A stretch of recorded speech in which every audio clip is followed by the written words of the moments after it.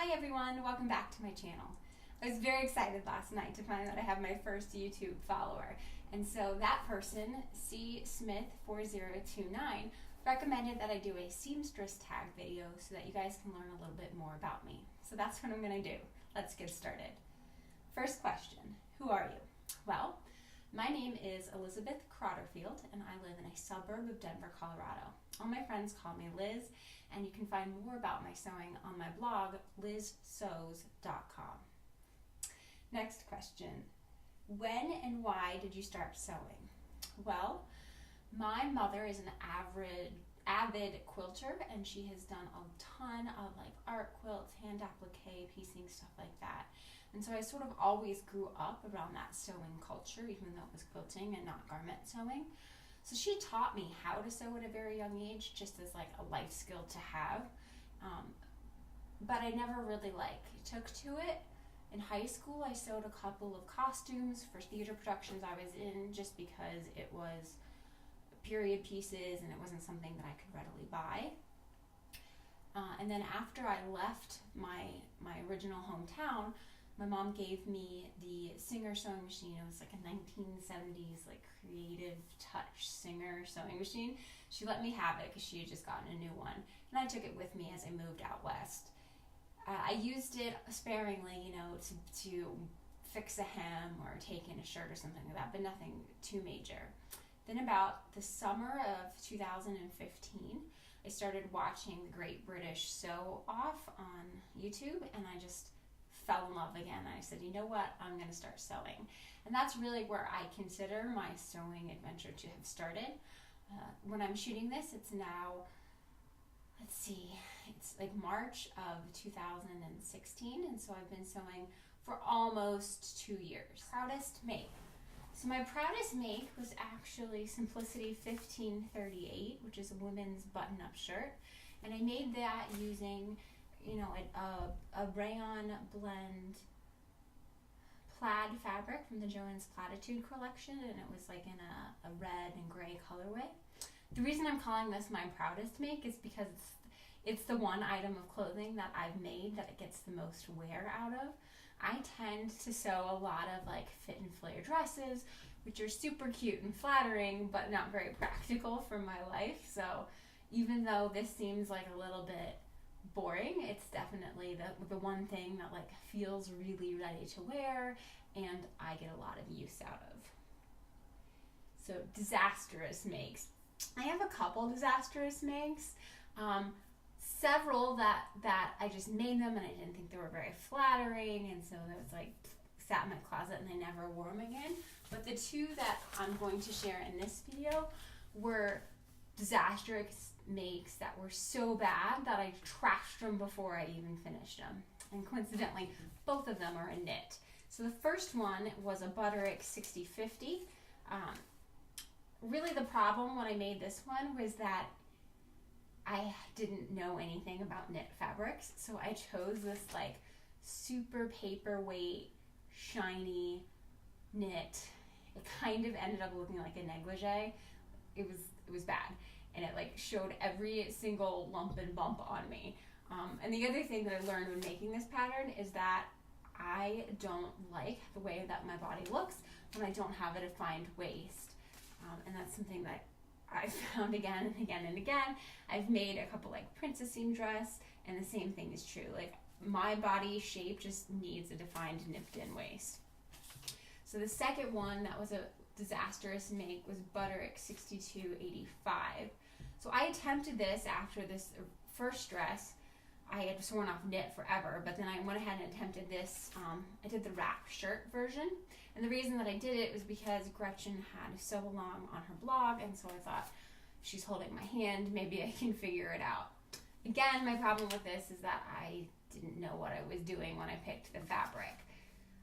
I think that I bought a Ponte, but I'm not really sure, but it was definitely didn't have two-way stretch. It was just stretched in one direction and not the other, and that was a big problem for the way that this pattern was drafted, because it meant that there was no way I get my arm into it. It's drafted with negative ease almost in the arm, and so my arm didn't fit. It took forever to unpick, And then once I got that figured out, I put it on and it was like barely underneath my bust. So this was, I think at that time I knew that I needed to do adjustments to the length of the torso in most of my bodices, but this particular pattern didn't have any lengthen or shorten lines, and I wasn't skilled enough to know exactly where I should lengthen and shorten it, so I just didn't, and it was a disaster, and again, I threw it away before I even finished. So favorite place to buy fabric.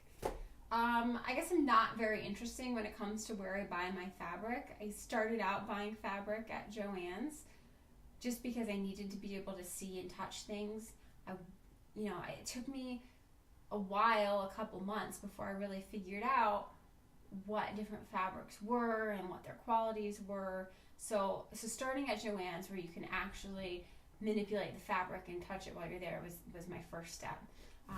In the last couple of months, I've graduated onto buying fabric online, which is sort of a blessing and a curse to my wallet. So the stores that I buy online from are fabric.com. I purchase from there most frequently.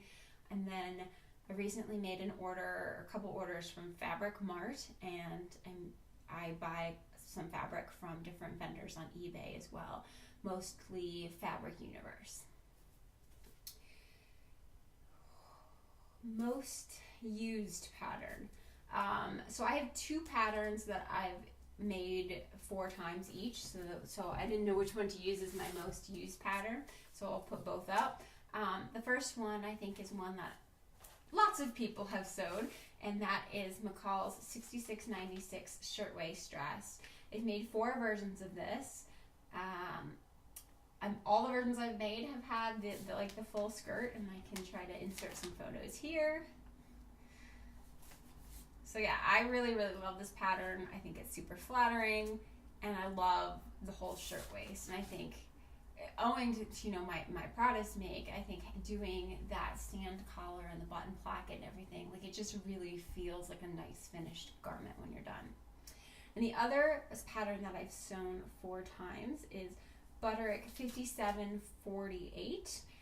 This is a very, very simple dress. I mean, it's a bodice that has just 2 darts. There's nothing really exciting about it. It has a pretty low scoop in the back and then a circle skirt. And the reason that I love this pattern so much is that it's such a simple, easy design that it really can showcase some fun fabric and different novelty prints and stuff like that. Next, most dreaded sewing task. I think my most dreaded sewing task is probably setting in sleeves. It took me forever to learn how to do it without getting puckers, and to this day, I mean, it's definitely something where if I've been sewing all day, I have to put it down if the next step is to set in sleeves, because I have to be fresh and ready to go. It's not something that I can do after a couple of hours of sewing. My most dreaded task, period, not specifically sewing though, has to be cutting out patterns. With cotton, it's fine, but any sort of slinky shifty material where I have to pattern match and make sure lines go across, it is so tedious. It takes forever and I kind of hate it. I wish you could just buy stuff pre-cut. So favorite sewing task. So my favorite sewing task is really, it's that moment when suddenly it becomes a completed garment, or you can see what it is. Whether that's sewing the waist seam on a skirt, where you're finally attaching the bodice to the skirt and now it looks like how it's going to look, or with a blazer, when you finally attach the lining to the shell and you turn it out and suddenly you have a blazer. That moment where it goes from a bunch of scraps of material and crazy long stitches and all this stuff, and suddenly it's a garment. So that's kind of my favorite part of sewing. What do you use for your favorite sewing entertainment?